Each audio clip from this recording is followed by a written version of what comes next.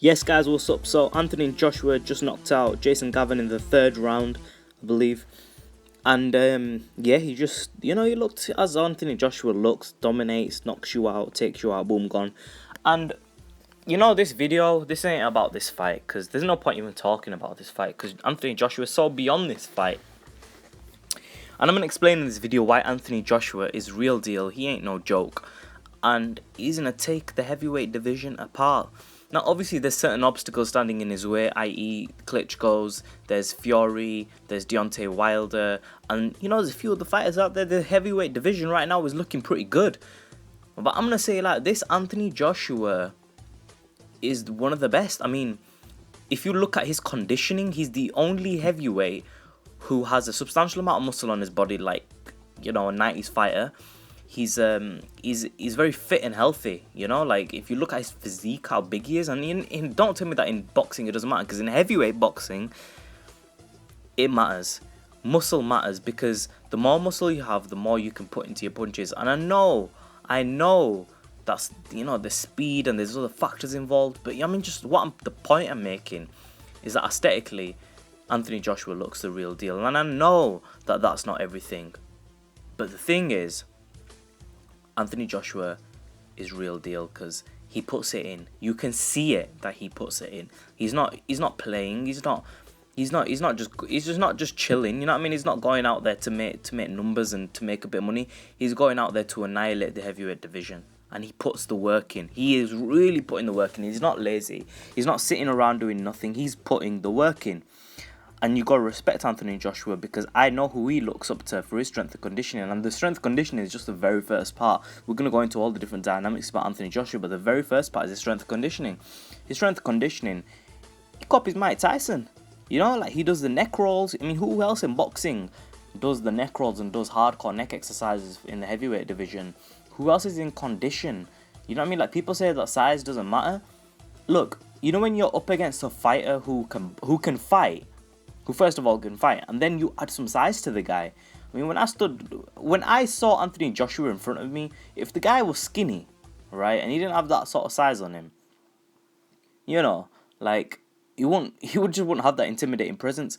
When I looked at the sheer size of the guy, how tall he was, and then how thick he was muscle-wise, and then I saw him on the pads and how much power he had, it shocked me. I was thinking to myself, and I've seen some heavyweights like box. I've seen quite a few heavyweights box, but he had some real power. You could just feel it. It was scary just hearing the pads go bang, bang, bang, because they were just jabs and right crosses. They weren't loaded up, and you could just feel the power, and you could see why he's knocking guys out, because you can only take so much power on a chin. And then when you add all this into that, this guy has a gold medal at the Olympics. You have to say this guy can box because he's got an amateur pedigree. He's being built up by Eddie Hearn. And do I think Eddie Hearn is bringing him up too slow? No. People in boxing are going to talk their rubbish. They're always going to do that. They're going to talk their crap. Or make Anthony Joshua fight someone. Listen, give the guy some time. Build him up slow. Keep building him up. I don't give a damn how many fights he has. This guy is the one hope of British boxing. Actually, no, he's not. We've got Tyson Fury. But Anthony Joshua is one of few hopes in the heavyweight division for British boxing, because there isn't really much, let's be honest. There's only a few fighters out there. And Anthony Joshua is one of them. He is definitely one of them. Right now, if he was to jump into with Tyson Fury, I don't know. I don't think that he should fight someone on that caliber right now. But I think Anthony Joshua needs to be brought up very, very slowly in baby steps. Keep his record. Keep him very busy. Build his record up to 50-0. I don't give a damn. Keep him very, very busy. That's what Anthony Joshua needs. Build up fights slowly, and I think Eddie Hearn's doing the right job. I don't think, because in heavyweight boxing, it's not like you're fighting in the welterweight division or the super welterweight division or the featherweight division. Heavyweight boxing, them boxers have longer careers. And I think they should just bring Anthony Joshua up slowly. But let's go back to the technical aspects of Anthony Joshua. I mean, Anthony Joshua, he's got that. I like his timing. I like his power. I like his head movement. I like his confidence. I like how he doesn't rush things. He is a proper fighter, and he's got the power behind him, and he's got the foundation of being Olympian. Gold. So, and he's had a tremendous amateur record. So you can't take away from Anthony. And he's only been boxing since 2008 and getting better and better and better every day. And this is why Anthony Joshua should not be rushed. He's a talent. He needs building. He needs building. I want you guys to tell me what you think of Anthony Joshua. Personality-wise, he's like one of my favourites in the sport. Because when I met him, he was such a cool dude. He was cool as ice, man. The guy was humble.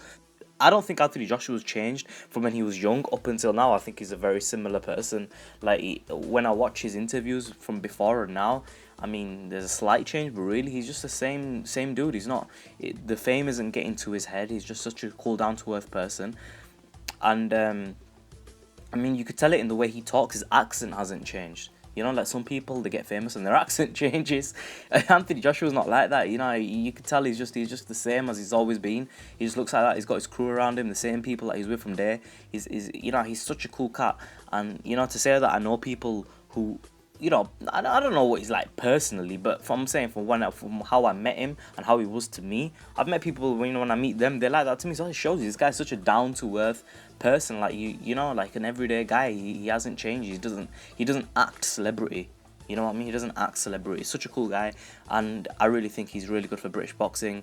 I'm boxing around the world. I think he's gonna represent. He's got the style. You know, he's not a cliche person who I mean, he's proud to be from Britain. That's what, like, I get that. He's very, you know, you gotta have a fighter who's proud to be from Britain. I like people who rep their country, but I don't like it when it becomes cliched. Like, certain fighters cliche it a little bit, and they hide behind the flag a little bit too much from their country, and they're a little bit too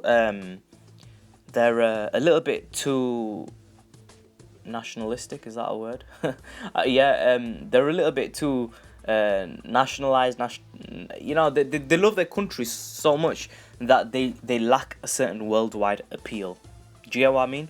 But then you get fighters who totally abandon their country, and I don't like that either. I think you should know where you're from. I think you need to rep, and I definitely think Joshua needs to rep Britain. He is doing that, but he doesn't do it with a cliche. He reps it with style. He has a universal appeal. Anthony Joshua, for me, is going to be a star of the heavyweight weight class. I think he's got it all. I don't think there's anything he hasn't got. He's got inside fighting. He can fight on the outside. I just think he needs a bit more experience. Trainer-wise, I like what his trainer's doing with him. Do I think that he could learn from other places, other people? Yes. But I don't want to disrespect Anthony Joshua's trainer. I think he's done a tremendous job up till now. Until we see some real flaws kicking in, I don't think there's any need for Anthony Joshua to change the trainer just yet or change his style just yet. He's a rangy fighter. Keep him at range. Let's see how he fights on the inside when he gets up against some good competition. I think Tony Thompson and these guys, them level fighters, I think they're just going to get on the inside and knock the hell out like the rest. I don't think they're going to be able to handle Anthony Joshua's crack. Because, you know, like certain fighters, they're big and they're tall, but they don't have that... and you know what I'm saying? You don't have to be ripped, but you need to have a certain amount of size on you nowadays in the heavyweight division. Because if you don't have that size on you, you can't crack a hard punch, because you don't have enough weight to shift. There's only so much power you can generate if you have a certain amount of muscle. That's why the weight divisions were created in the first place, because they found very quickly that people who, generally speaking, they found that people who were smaller with less muscle size on them, they couldn't compete with the guys who were bigger than them, you know? And that's why weight classes were created. I mean, you look at Mayweather versus Canelo. I mean, if they were to fight a toe-to-toe fight, both go all out, obviously Canelo would bang Floyd Mayweather, but obviously, like, Mayweather used his skill set. But you get the point I'm making. Like, generally speaking, you know, you put in the best of 140, Danny Garcia against Triple G, you know, it's not going to be competitive because of the weight difference. And this is the thing, like, I definitely think, and people are going to say that, oh, you don't need muscle, and I disagree. I think, like, muscle does help to an extent if you can still move and you can still... And see, this is something that I kind of bothered. The one critique that I do have of Anthony Joshua, which hasn't cropped up yet, but I'm going to mention it, the speed might not be 100% there, because he does have quite a bit of muscle on him. I want to see what his speed is like when he steps up weight classes in terms of foot speed and hand speed. I think his hand speed's up there, but I'm curious to see what the foot speed's going to be like when he steps up against solid fighters. I mean, someone like Tyson Fury, he moves fast. Deontay Wilder moves fast. what happens when Anthony Joshua facing them guys? Could his muscle-bound frame work against him? Let's take a look. See, I think he's real deal. I think he's a brilliant fight. If I wouldn't like, and if I have to, I'm not really digging. If I have to find one thing bad to say about him, it has to be that maybe he has a little bit too much muscle on him and he can't really move as well as them guys. But you know, timing can beat that, skill can beat that. Leave a comment section below, subscribe as always. Anthony Joshua, brilliant guy, brilliant fighter. I'm really happy to see him doing what he's doing. Move him slowly, don't move him fast. In a bit.